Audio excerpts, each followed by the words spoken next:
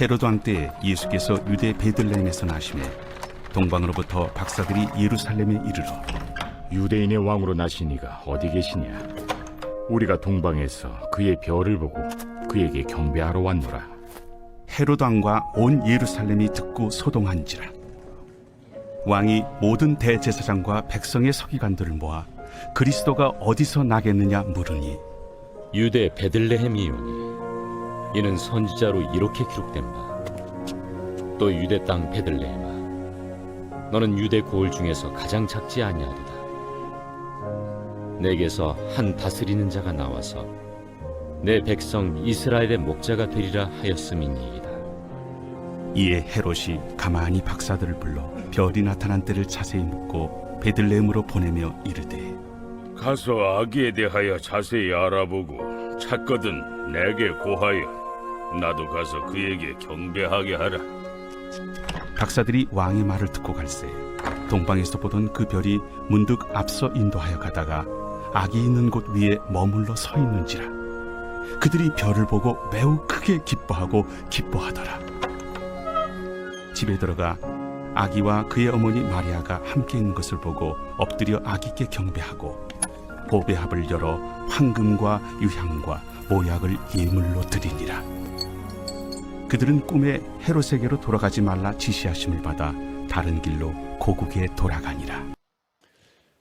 대림절기를 보내고 있습니다. 대림절기는 예수님 이 땅에 오심을 우리가 기다리고 그 주님을 내 마음에 모시고 그 예수가 내 심령 속에 내 마음 속에 탄생하는 그러한 절기를 말합니다. 우리가 예수님이 나의 메시아로 나의 왕으로 우리가 영접할 때 그 예수는 그 메시아는 우리의 나의 희망, 나의 평화, 기쁨, 사랑, 그 다음에 구원 되시는 분이시다.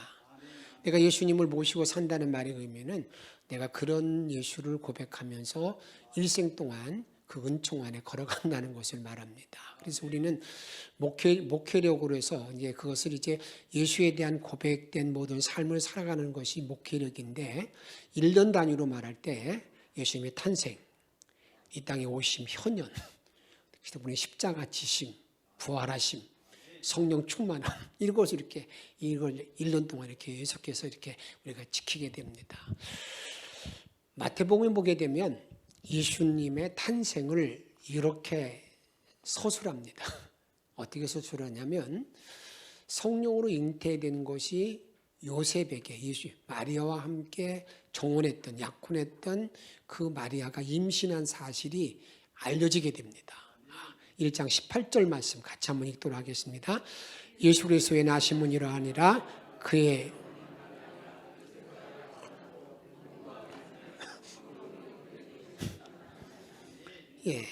이 요셉이 알게 된 게 뭐냐면 아니 마리아가 임신했다고 그러는데 자기가 약혼한 사이, 정혼한 사이인데 어떤 그런 관계를 가진 적이 없어요. 임신했다는 말을 들었는데 그것이 성령으로 잉태된 것이 이제 이것이 임신된 것이 이게 표현된 나타나는 것입니다. 나타나는 거예요. 요셉이 지금 생각할 수 있는 게 뭡니까? 마리아가 저기 부정을 했네. 나 그런 줄 몰랐는데. 그러면 어떻게 된 거야? 이게 말이야. 아마 당황했을 겁니다.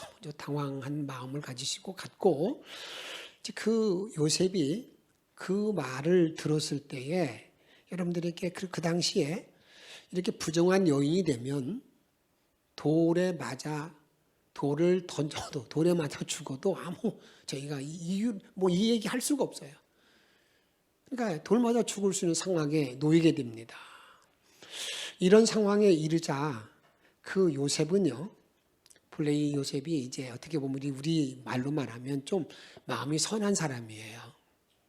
자기가 약혼한 그 여자에 대해서 배려하는 마음을 가져요. 내가 이를 드러내면 너 왜 이렇게 나하고 그런 일 없었는데 어디 이렇게 부정한 짓 했어 하고 이 얘기하면 마리아가 뭐 합니까? 돌 맞아 죽는 거예요. 그러니까 그것을 하지 않기 위해서 그 여자 마리아를 조금 배려하기 위해서 이 마음속으로 어떤 생각을 갖냐면 가만히 끊고자 하는, 가만히 끊고자 해요. 가만히. 한번 성경 보십시다. 19절, 우리가 19절 말씀. 그의 남편 요셉은 의로운 사람이라 그를 가만히 아니하고 가만히 끊고자 한다. 가만히 끊고자 합니다. 여러분, 우리가 인간적으로 볼 때는 상당히 어떤 사람이에요? 아니 그냥 부정한, 자기와 관계없는데 임신했으니까 부정한 일이었다고 해. 그렇게 막 얘기하면 고발하고도 하고 뭐라고 나무래야 되잖아요. 근데 그렇지 않고 가만히 끊고자 있으니까 야, 참 요셉 참 대단히 좋은 사람이다. 이렇게 생각할 수 있잖아요. 그래, 안 그래요? 그런 생각 안 듭니까? 그런 생각이 들 법한데 그렇게 들어서 가만히 끊으면, 여러분 가만히 그대로 그리 이루어졌다고 그런다면 여러분 이제 이 엄청난 우리가 지금 이 나라가 혼란 겪는 정도가 아니라 그 완전히 여러분들에게 그 사단의 어떤 괴계 가운데 세상에 빠지게 되는 거예요.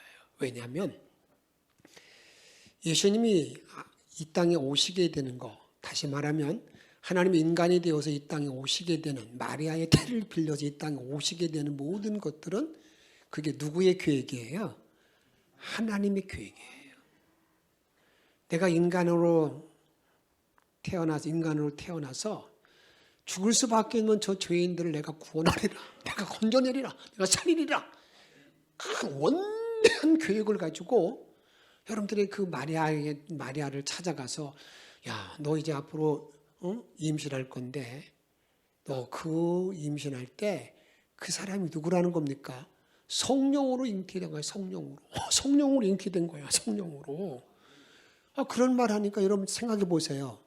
그래서 만약에 이 요셉이 자기 생각대로 그 일을 끊었다고 그런다면 우리의 메시아 되시는 구세주가 예수님이 이 땅에 못 오시는 거예요. 구원의 역사가 완전히 끝나는 거예요. 그게 뭐냐? 이게 사단의 도전, 사단의 괴계가 이런 거예요. 우리는 가끔 그런 생각을 합니다. 사단은, 마귀는요, 나쁜 일에만 공격하고 나쁜 일로만 화살 쏘아대는 것 같지만 그렇지 않습니다. 우리 인간의 마음들을 너무너무 잘 알아요. 그래서 내가 선한 마음을 가지고 무슨 일을 하려고 그러는데 거기에 사단에 붙어서 오히려 일을 다 망치가는 때도 있습니다. 바울 사도가 빌립보 2장에 보면 이런 말하고 있어요. 너희들이 열심을 내, 정말 주의 말씀대로 열심을 내서 일하는 거 너무 귀한데 어떤 사람이 있느냐면요, 바울이 하는 일에 대해서 그 선교 사역에 대해서 방해하기 위해서 오히려 더 열심을 내면서 우리 복음 사역을 방해하는 자들이 있다는 걸 말하고 있어요. 내가 선한 마음을 가지고 있으면서도요, 어떤 때는 경쟁하는 마음을 가지고, 어떤 때는 뭡니까? 이런 여러 가지로 이 사단이 공격해 오는데 지금 요셉의 그 포용하는 마음, 이렇게 선한 마음의 역사에서 야야, 너 말이야, 그거 가만히 끊어. 그 돌 맞아 죽게 하면 안 올 것 같으니까 가만히 끊으면 되지 않냐. 그리고 그 여자에게 그렇게 너무 이렇게 그 여자 이렇게 얘기해가지고 죽게 만들면 안 되잖아. 그런 일을 벌였다 그 말입니다. 이게 여러분 사단의 역사예요.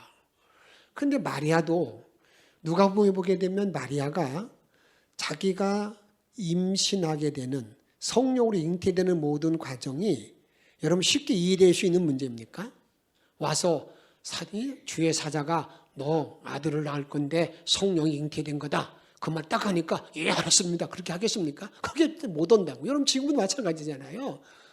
여러분 처녀가 지금 이 아기를 낳는다는데 그게 어떻게 믿어졌냐고요.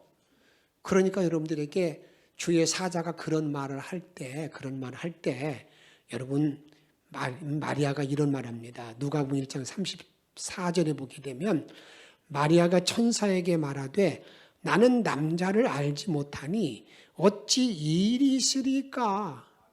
내가 남자를 알지 못하는데 어떻게 내가 아기를 낳을 수 있어요? 그런 일이, 이런 허무맹랑한 말을 어떻게 내가 나보고 믿으라는 말입니까? 그럴 때 여러분 주의 사자가 뭐라고 말합니까? 아니야, 이게 성령으로 되어진 일이야. 성령으로 되어지는 일이야. 이렇게 말할 때에 이 마리아는 결단합니다. 자기의 이성으로, 자기의 생각으로 도저히 받아들일 수 없지만 하나님의 일을 하신다고 말하니까, 예, 내가 그걸 믿겠다고. 다시 말하면 자기가 죽을 각오하고 여러분 그 일을 받아들인다. 그 일을 받아들인다 그 말입니다. 어떻게 받아들이느냐? 누가복음 1장 38절 말씀 같이 읽도록 하겠습니다. 마리아가 이르되 주의 여종이 오니 말씀대로 내게 이루어지이다 하매 천사가 떠나가니라. 어떤 말을 받아들였는가? 1장 35절 이렇게 말하고 있습니다. 천사가 대답하여 이르되 성령이 내게 임하시고 지극히 높으신 이의 능력이 너를 덮으시리니 이러므로 나실 바 거룩한 이는 하나님의 아들이라 일컬어지리라. 정말 믿을 수 없는 말을 하잖아요. 정말 믿을 수 없는 말. 정말 믿을 수 없는 말을 하는 그 천사의 말에 대해서 이제 자기가 부정한 임신을 하게 되면 돌 맞아 죽을 것을 알매도 불구하고 뭐라고 말하느냐? 주의 여정이 오니, 옛날 개역 성경에는 주의 계집종이 오니 말씀대로 이루어지이다 하는 그런 큰 믿음의 결단. 이게 여러분 마리아의 결단이에요. 마리아. 이 마리아가 위대한 결단하는 것이죠. 주의 계집종이 오니 그냥 말씀대로 이루어지이다. 이렇게 외치고 있는 걸 보게 된다 그 말입니다. 죽을 수밖에 없는 인간을 구원하기 위하여 하나님의 원대한 계획 가운데 오신 그 예수님의 탄생을 지금 요셉이 어떻게 하는 거예요? 가만히 끊고자 하는 그 사단의 도전. 사단이 하나님의 그 구원의 계획을 막 막는 그런 일을 우리들에게 보게 된다 그 말입니다. 앞에서 말씀드렸지만 사단은 절대로 악한 일, 못된 일에만 여러분들에게 내 마음 움직이는 게 아니에요. 내가 선한 생각인데도 불구하고, 이거 분명히 하나님의 뜻이라고 하면 나아가는데도 불구하고 거기에부터 틈새를 두고 나와서 주의 일을 감당하지 못하게 만드는 사단의 역사가 있다는 사실을 우리가 알아야 된다 그 말입니다. 이런 일은 이미 아담과 하와가 죄를 범하고 난 다음에 이제 어떻습니까? 그 앞으로 죄를 범한 인간을 구원할 자가 누구냐?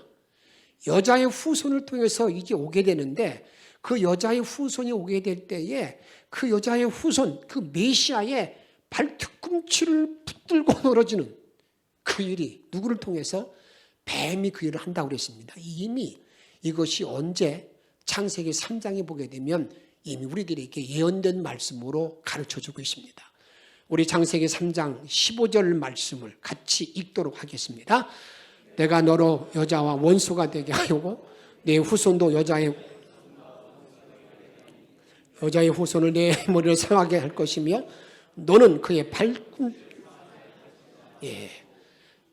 여러분 뱀에 대해서 하나님께서 진노할 때 그렇게 말하는 거예요. 야, 너는 말이야 이제 앞으로 여자의 후손이 오게 되면 내 머리를 밟을 거야. 내 머리. 그리고 말이야 너는 말이야 그 여자의 후손의 발뒤꿈치를 물 거야. 그래서 여러분들에게 성경은 창세기부터 여러분 계시록까지 보게 되면 계속해서 누가 공격해 오는 거예요? 마귀가 공격하는 거예요. 하나님 나라가 이루어지지 못하도록 이 일을 계속하고 있다 그 말입니다. 여러분 너무나 긴박하잖아요. 지금 만약에 요셉이 자기의 생각대로 가만히 끊는 일이 이루어지게 되면 무엇이 끝나는 거예요? 하나님의 구원 계획이 끝나는 거예요. 이 엄청난 사건 앞에 하나님께서도 어떤 생각이 들었습니까? 하나님도 이거 급하다. 이거 안 되겠다. 저 요셉이 저러면 안 되는데. 요셉 너 정신 차려. 그것을 알려주기 위해서 성경에 보게 되면 꿈에 바로 현몽합니다. 꿈을 꾸게 만듭니다. 그것을 마태복음 1장 20절 말씀 이렇게 말합니다. 이 일을 생각할 때에 주의 사자가 뭐예요? 현몽하여 이르되 다윗의 아들 요셉아 내 아내 마리아 데려오기를 무서워하지 말라. 그에게 잉태된 자는 성령으로 된 것이라. 요셉 너 두려워하지 마. 그 사람은 다윗의 자손 메시아를 낳는 사람이야. 막 바로 즉각적으로 나타나서 이렇게 얘기해 줍니다. 그러면서 그 다음에 그 아들이 어떤 일을 감당할 것인가를 말하고 있습니다. 21절에 보게 되면 아들을 낳으리니 이름을 예수라 하라. 이는 그가 자기 백성을 그들의 죄에서 구원할 자이심이라. 아멘. 그 예수인데 그 예수의 이름 그는 누구냐? 그 백성을 죄에서 구원할 자야. 그러니까 그래서 요셉이 자기 계획을 철회하고 이제 마리아와 함께 결혼하고 이제 성령으로 누가 잉태된 겁니까? 예수가 잉태된 것을 우리들에게 말씀하고 있습니다. 이 같은 성령의 능력으로 예수 그리스도가 이 땅에 오셨다는 그 징조, 그 징표가 뭐냐? 성경에서 보게 되면 이제 우리의 구원자 예수가 이 땅에 오셨다. 이것을 우리들에게 구원주로 오셨다는 사실을 우리들에게 알려주는 게 뭐냐? 별이 하나 딱, 그의 별이 뜹니다. 별. 그 별이 뜨는데 별도 아무나 보는 게 아니에요. 그것을 사모하고 기다리고 다음에 고대하던 사람, 그게 누구냐면 동방박사들. 그 동방박사가 누구일까? 여러분들에게는 그렇게 마술행하는 사람, 그런 사람이 아닙니다. 이 사람들이 어떤 사람이냐면 하나님의 역사를, 하나님의 그 원대한 계획을 항상 마음에 담고 사는 사람들이었어요. 언제 메시아가 올까? 언제 구세주가 올까? 그걸 항상 기다리다가 어느 날 보니까 갑자기 큰 별이 나타났는데 저 별은 심상치가 않구나. 그런 즉각적으로 저 별은 메시아야. 그런 확신이 든 거예요. 그래서 그들이 어떻게 합니까? 그 별을 보고 따라옵니다. 그게 누구예요? 그게 동방박사인데 마태복음 2장 1절 말씀 같이 읽도록 하겠습니다. 헤롯 왕 때에 예수께서 유대 베들레헴에서 나심에 동방으로 박사들이 예루살렘에 이르러 말하되 그 동방에서 그들이 별을 따라서 예루살렘에 이르게 됩니다. 근데 사실은요, 그들이 별만 정확히 보고 갔으면 헤롯 왕궁에 들어갈 필요가 없어요. 근데 아마 저는 이렇게 추측합니다. 그들이 별을 따라오다 보니까 그 별이 내가 사는 옛 고향이네. 그래서 이제 그래가지고요. 그렇지. 왕이 나면 어디서 나야 되는 거예요? 왕궁에서 나야 되잖아요. 그러니까 그들이 그냥 헤롯궁으로 막 찾아갔다고 볼 수 있어요. 헤롯궁으로. 찾아가가지고 헤롯 왕을 아련하면서 그들에게 말합니다. 2장 2절 말씀 한번 읽습니다. 시작.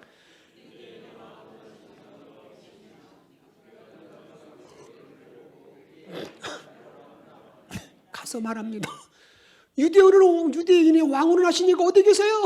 우리가 그 별을 보고 우리가 경배하러 왔어요. 그래가지고 한바탕 소동이 일어난 거 아니겠습니까? 한바탕 소동이 일어났다 그 말입니다. 그러니까 예수님이 이 땅에 구세주로 오신 메시아의 징표가 뭐냐? 별이 나타났는데 그 별을 따라서 동방박사들이 어디 왔다는 겁니까? 지금 예루살렘에 온 거예요. 베들레헴에 온 거라 그 말입니다. 그런데 여기 나타날 별에 대해서는 이미 성경에 예언되어 있습니다. 언제 예언되어 있는가? 민수기 24장 17절에 보게 되면 내가 그를 보아도 그때의 일이 아니며 내가 그를 바라보아도 가까운 일이 아니로다. 한 별이 어디에서?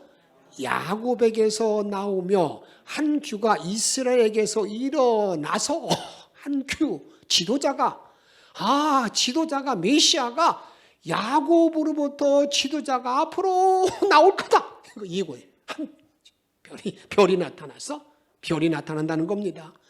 그런데 이 별에 대해서 여러분 예수님은 이 별이 누구인가? 여러분 성경을 해석할 때 참 중요한 건 뭐냐면 언제든지 이렇게 중요한 모든 일의 상징이라 할지라도 그 상징에 대해서 정확하게 해석을 해줍니다. 그 별이 누구를 말하는가? 보십시다. 요한계시록 22장 16절 말씀 읽도록 하겠습니다. 나 예수는 교회들을 위하여 내 사자를 보내요.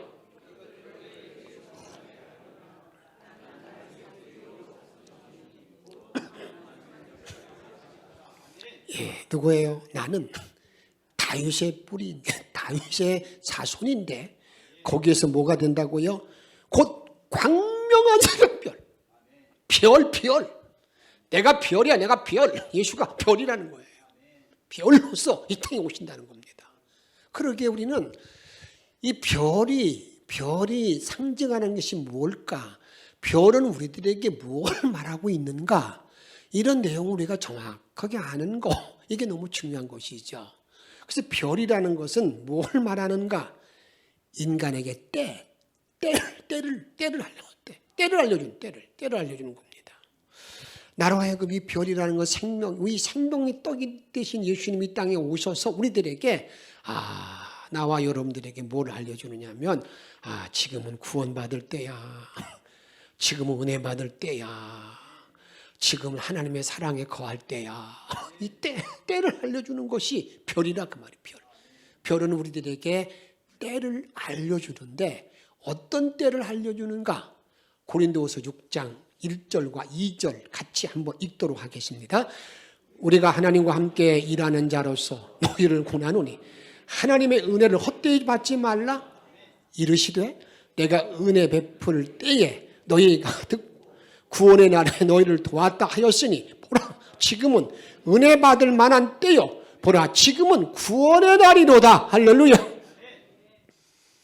내가 믿음 생활할 때 참 중요한 게 있습니다. 여러분 은혜 받을 때를 아는 것, 내가 일할 때를 아는 것, 내가 말할 때를 아는 것, 그게 하나님 은혜 가운데 이루어져야 되는 거예요. 지금은 구원의 날, 은혜의 날이로다. 은혜 속에서 내가 그 때를 정확하게 분별하는 거, 이게 너무너무 중요하다 그 말입니다. 그런데 이 세상의 모든 역사 가운데 예수 그리스도는 정확하게 인간의 때를 구분해 주는데 어떤 때를 구분해 주냐면 아마 여러분이 잘 아실 겁니다. 예수를 중심으로 해서 예수님 나시기 전을 뭐라고 그래요? Before Christ. 예수님 나신 후가 어디입니까? AD, 안호 동인이. 그렇잖아요? 우리가 예수는 온 세계, 모든 이 전 세계, 인간이 사는 모든 구석구석에 때를 정확하게 말해줍니다. 야, 내가 말이야, 나로 말미암아서 전과 이세가 구분되는 거야. 나로 말미암아서 사망과 생명이 구분되는 거야. 나로 말미암아서 은혜와 피 다 어떻습니까? 다 내 모든 삶에 이렇게 구분이 정확하게 된다 그 말입니다. 우리가 성탄 일을 앞에 놓고 있는데 전 세계 어떤 민족이든지 간에 사람들이 사는 공동체 가운데는요 다 같이 함께 누리는 즐기는 축제가 있습니다. 그 축제가 뭔지 아십니까? 모든 민족 공이 그게 크리스마스입니다. 그들이 크리스마스의 의미를 알건 모르건 간에 다 상술이라도 그게 뭐냐면 그들에게 예수 나심에 대해서 성탄에 대해서 예수 나심에 대해서 예수님 생일에 대해서 그들이 축하하고 즐거워하는 걸 보게 된다 그 말이에요. 이것은 아프리카도 마찬가지고요. 남미도 마찬가지고요. 어느 나라든지 간에 이 크리스마스는 다 공이 다 함께 이렇게 즐기는데 그분은 우리의 기준 때 전과 후가 구분된다 그 말이에요. 저는 여러분을 축복하는 것은 이제 남은 모든 날 동안에 내가 예수를 알므로 말미암아 이전 일이 다 벗어던지고 새로운 삶으로 예수와 일생을 승리할 수 있는 복된 종들이 다 되시기를 주의 이름으로 축복합니다. 다음에 이 별은 뭘 말하는가? 별이요. 별은 방향, 목표, 방향을 제시합니다. 오늘 2절에 보게 되면 그들이 그의 별을 보고 뭐예요? 별이 그들이 가는 길에 하나의 안내자, 길잡이가 되었다는 것을 우리들에게 말하고 있습니다. 같이 한번 2장 2절 말씀 한번 읽도록 하겠습니다. 유대인의 왕으로 나신 이가 어디 계시냐? 우리가 동방에서 그의 별을 보고 그에게 경배하러 왔노라 하니. 이들이 별을 보고 온 이유는 뭐예요? 경배하기 위해서, 예배하기 위해서 왔다는 걸 말하고 있습니다. 그리고 난 다음에 또 9절에 보게 되면, 2장 9절 말씀 보게 되면 그들이 이제 헤롯한테 가서 얘기하는, 헤롯이야, 좀 나한테 내가 부탁할 게 있어요. 가서 그 아기를 보고 나면 나한테 좀 크게 알려주세요. 그런 부탁을 받고 그들이 다시 밖에 딱 나가니까 별들이 또 안내합니다. 예수님 계신 곳에 다 별이 딱 멈춥니다. 멈추잖아요. 2장 9절 말씀 같이 읽습니다. 박사들이 왕의 말을 듣고 갈새 동방에서 보던 그 별이 문득 앞서 인도하여 가다가, 별은 어떤 역할을 한다고요? 나의 길을 안내해줘요. 별을 바로 만난 사람들, 빛을 바로 만난 사람들은 내 길을, 우리 주님이 내 길을 인도한다, 내 길을 안내해주는 거예요. 이게 별이야, 별. 별은 때를 말하지만 내 길을 안내자. 이게 별이라 그 말이에요. 그런데 이 별 대신 예수 그리스도께서 어디서 나셨다는 거예요? 베들레헴. 그런데 이 베들레헴이라는 말 뜻은, 그 말 자체가 떡집이라는 말이에요. 그러기에 이 떡집 된다는 말은 예수님이 나는 생명의 떡이다, 나는 생명의 떡이야, 생명의 떡을 말하는 거예요. 하늘에서 내려온 산떡인 생명의 떡이야, 생명의 떡인데, 베들레헴이 어떤 곳인가를 좀 잠시 한번 살펴보고자 해요. 베들레헴이라는 곳은요, 야곱의 아내였던 나엘입니다. 나엘이 있습니다. 나엘은 야곱이 참 사랑했던 그런 아내였었죠. 그가 14년 동안 일한 머슴살이 하면서도 수일과 지냈던, 그렇게 사랑했던 아내예요. 그 아내가 죽었을 때 어디다 묻은 줄 아십니까? 베들레헴에다 묻었습니다. 창세기 35장 여러분들에게 그 있는 말씀, 19절 20절 말씀 읽도록 하겠습니다. 라헬의 죽음에 에브랏 곧 베들레헴 길에 장사되었고, 야곱이 라헬의 묘비를 세웠더니 지금까지 라헬의 묘비라 일컬었더라. 라헬이 죽었을 때 묻은 곳이 베들레헴입니다. 그런데 이 베들레헴은 또 어떤 곳이냐? 룻이라는 여인은 너무 잘 아시죠? 룻이라는 여인이 자기 고향 땅 모압 땅을 떠나서 자기 시어머니 나오미를 따라서 왔던 곳이 어디냐? 그게 나오미의 고향, 그게 베들레헴에서 거하게 됩니다. 그래서 룻이 자기가 정말 이게 룻을 통해서 메시아가 탄생하게 되는데, 그때 이루어진 게 뭐냐? 여러분들에게 이 룻이 살던 그것이 어디냐? 이게 베들레헴입니다. 1장 19절 말씀, 이에 두 사람이 베들레헴까지 갔더라. 베들레헴에 이를 때에 온 성읍이 그로 말미암아 떠들며 이르기를 이가 나오미냐 하는지라. 그러니까 나오미의 고향, 메시아가 난 그런 고향이라 그 말입니다. 그런데 이 베들레헴은 또 어떤 곳이냐? 이미 성경에 보게 되면 미가를 통해서 앞으로 온 세계를 다스릴 자가 태어날 곳이다. 그곳은 적은 땅, 적은 시골 구석이지만 그런 인물이 날 곳이다. 이렇게 예언된 곳이 뭐냐? 이게 베들레헴입니다. 한번 보십시다. 미가서 5장 2절 말씀 읽습니다. 베들레헴 에브라다야, 너는 유다 족속 중에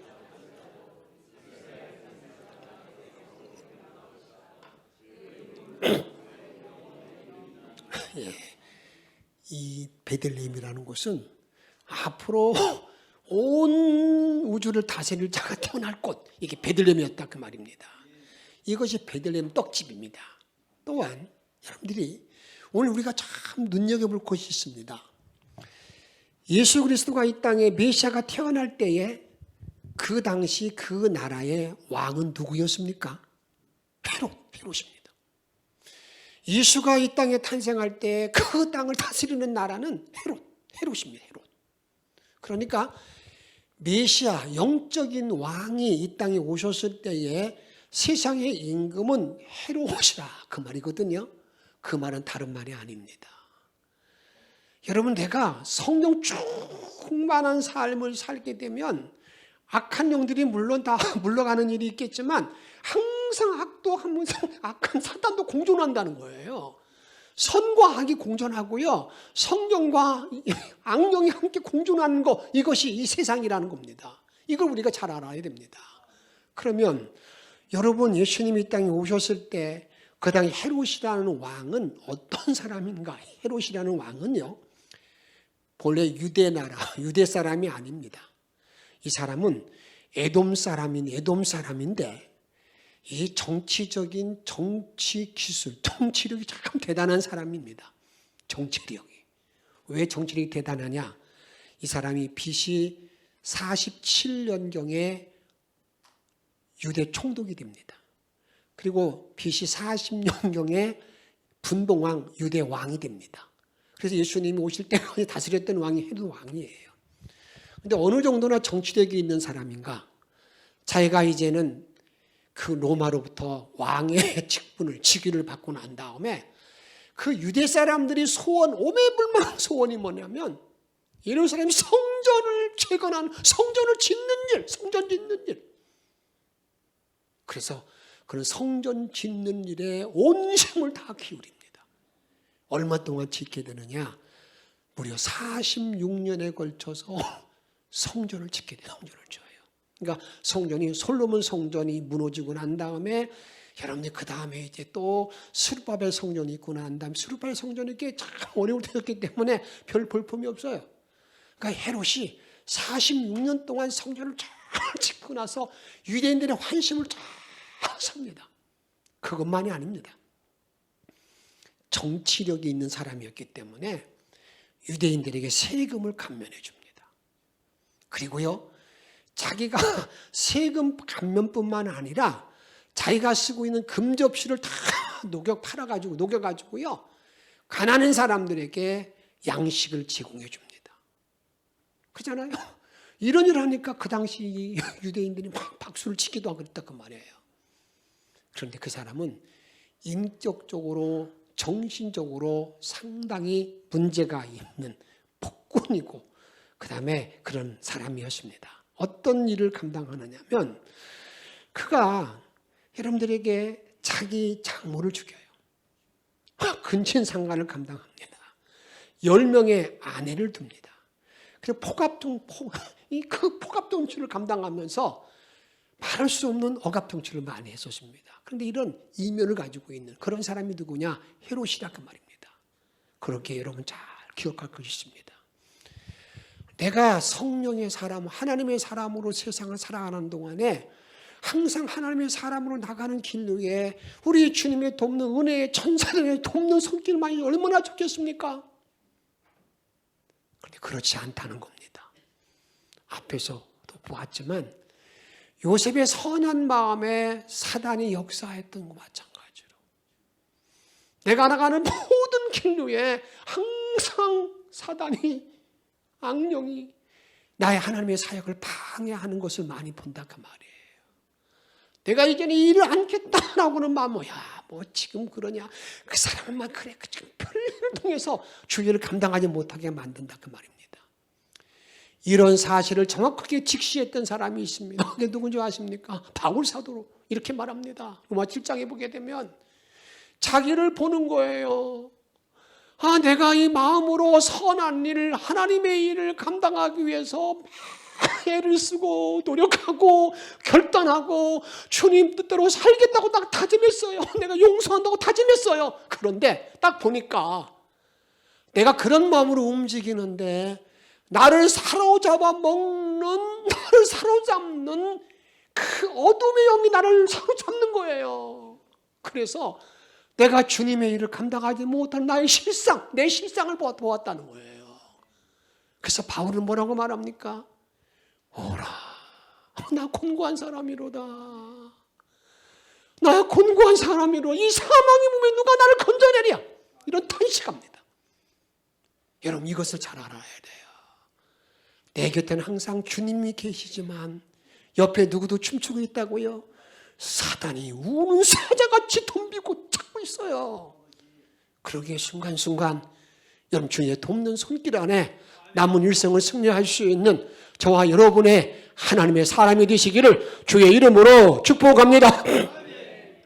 이제 세 번째로, 그런 동방박사들이 오늘 아기 예수께 온 이유가 뭔가?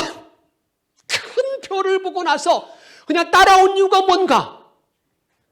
그냥 속된 말로 미샤 같은데 나 한 자리 차지해야 되지, 그것 때문에 온 겁니까? 아닙니다. 여기에서 우리의 신앙의 길이 정확하게 정리되지 못하면요, 때로는 내가 믿음 생활을 하면서 주님과 전혀 관계없는 길을 걸어갈 때가 있다, 그 말입니다. 오늘 2절에 보게 되면 동방에서 그의 별을 보고 찾아왔는데 찾아온 이유가 뭐냐? 이렇게 말합니다. 따라합시다. 경배하러 왔노라. 경배가 뭔 경배? 예배입니다. 예배. 내가 그 아기 예수께 예배하러 왔다, 나 한 자리 차지하려고 온 게 아니에요. 내가 그 예수께 경배하러, 메시 경배하러 왔다, 경배하러. 이렇게 말합니다. 근데 이 경배라는 말, 예배라는 것이 하나님을 만나는 최고의 행위가 예배가 아니겠습니까? 하나님 지금 우리에게 요청하는 것이 있습니다. 너희들이 예배 드릴 때에 정말 내가 찾는 예배자가 되라고, 내가 찾는 예배자가 되라고 나에게 말씀합니다. 그것이 영과 진리인데 그것이 참된 예배고 우리 주님 찾으시는 예배자인 것을 말씀하고 있는데, 한번 같이 읽어보도록 하겠습니다. 요한복음 4장 23절 말씀. 아버지께 참되게 예배하는 자들은 영과 진리로 예배할 때가 오나니 곧 이때라. 24절 말씀. 하나님은 영이시니 예배하는 자가 아멘. 기억하세요. 그러면 내가 하나님께 참으로 예배드릴 때에 중요한 게 뭐냐? 여기 보면은요, 참 우스꽝스러운 모습을 보게 됩니다. 그 다음에 동방박사들은 아마 제가 생각에는요, 그들 나름의 신랑한 옷을 입었을 거예요. 그들 아마 마귀라고 말하는데 박사 가운을 입었는지도 모르겠습니다. 자기의 예의를 잘 갖추고 난 다음에 그 아기가 누워있는 그 구유에 있는 그곳에 가서 그들이 딱, 우리는 더 동방에 온 박사들인데 오늘 당신을 보러 왔습니다. 그렇게 말했죠? 근데 우리는요, 그렇게 말하는 그런 자리에 들어갈 때가 많습니다. 내가 주님께 예배 드린다고 말하면서 예배를 드리지 않아요. 오늘 목사 설교가 잘하나 못하나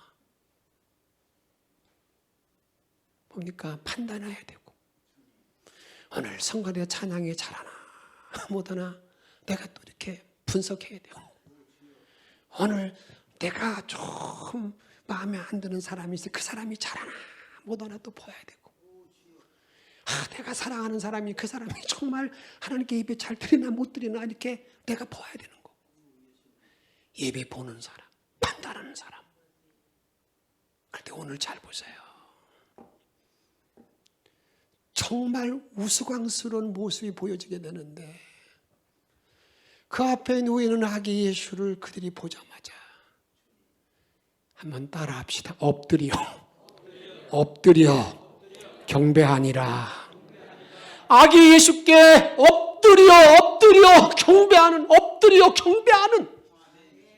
이게 예배자의 모습인 거예요.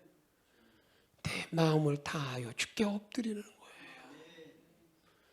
그 엎드려 경배하는 그 자세가 영과 진리로 예배하는 자의 모습이라 그 말이에요.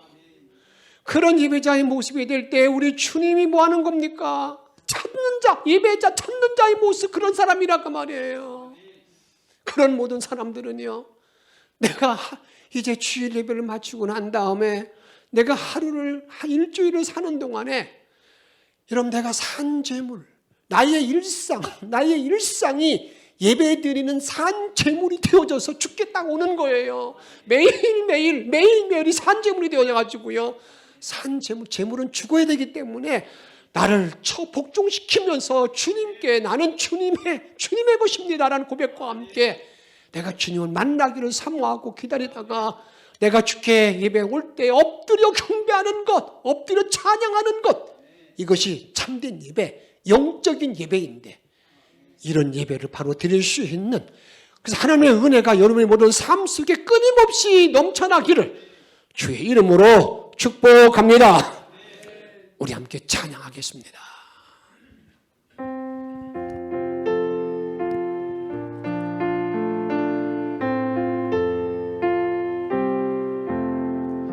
천지에 있는 이름 중 귀하고 높은 이름, 주 나시기 전직 구주의 이름 예수. 저 앞에 내가 엎드려 그 이름 찬송함은 내 귀에 들린 말씀 중 귀하신 이름 예수. 주 십자가에 달릴 때 병폐에 쓰인 대로 저 유대인의 왕이요 곧 우리 왕이시라. 저 앞에 내가 엎드려 그 이름 찬송함은 내 귀에 들린 말씀 중 귀하신 이름 예수. 지금도 살아계셔서 언제나 하시는 일, 나 같은 죄인 부르사 참 소망 주시도다. 주 앞에 내가 엎드려 그 이름 찬송함은 내 귀에 들린 말씀 중 귀하신 이름 주 예수께서 영원히 어제나 오늘이나 그 이름으로 우리에게 참 복을 내리라. 주 앞에 내가 엎드려 아버지, 주 앞에 내가 엎드려 그 이름 찬송함은 내 귀에 들린 말씀 중 귀하신 지금도 살아계셔. 3절 부르며 3절만 지금도 살아계셔서 언제나 하시는 일, 나 같은 죄인 부르사 참 소망 주시도다. 주 앞에 내가 엎드려 그 이름 찬송함은 내 귀에 들린 말씀 중 귀하신 이름 예수.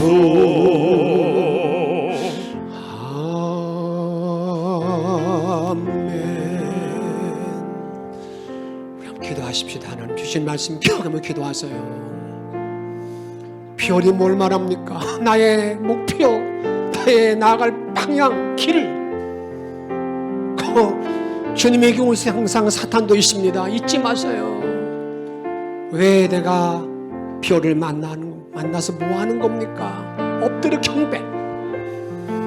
그러나 기도 부탁합니다. 이 나라의 대통령이 탄핵되는 그런 혼돈 가운데 있습니다. 바로 세워질 수, 절상 회복되어질 수 있도록 여러분이 기도하십시다. 그래서 하나님의 세계 선교의 일이 제한받지 아니하도 인도해 달라고 우리 잠시 동서로 기도하겠습니다. 생명이면 허미를 이루시는 원님을 이루시는 원합니다.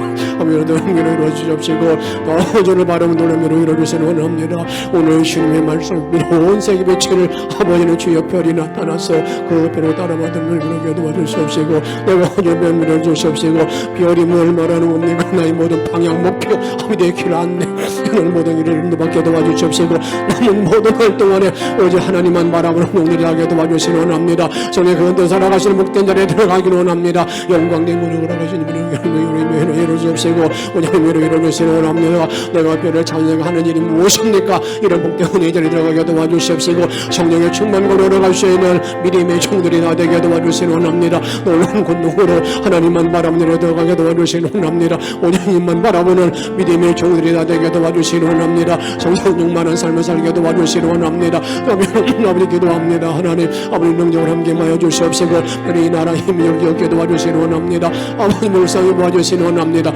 모든 것들이 다 주의 뜻 안에서 아버지 홍보를 이루어주시옵시고 이런 혼돈의 자리에서 이제 아버지 주의 카오스의 자리로 하나님 이루어주시는 원합니다. 하나님 이루어주시는 원합니다. 하나님의 때가 바로 이루어지기를 원합니다. 이 나가는 모든 길 위에 우리 주연의 돕는 손길이 끊임없이 말 수 있도록 인도하여 주옵소서. 성령의 능력이 함께하여 주옵소서. 예수의 그 영광이 드러날 수 있도록 아버지 그 주옵소서. 영광만 받아주시기를 원합니다. 능력으로 인도하여 주시기를 원합니다. 우리의 생명 되시는 예수님의 이름으로 감사하며 간절히 기도하옵나이다. 아멘.